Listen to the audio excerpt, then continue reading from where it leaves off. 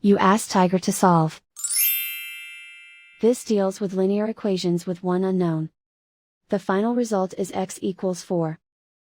Let's solve it step by step. Simplify the expression. Expand the parentheses. Multiply the coefficients. Simplify the arithmetic. Swap sides.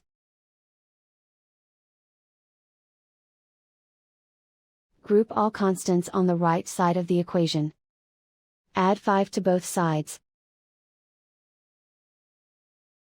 Simplify the arithmetic.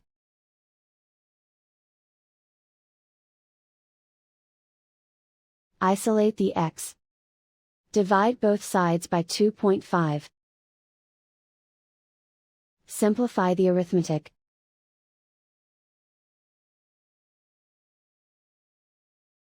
And so the final result is x equals 4.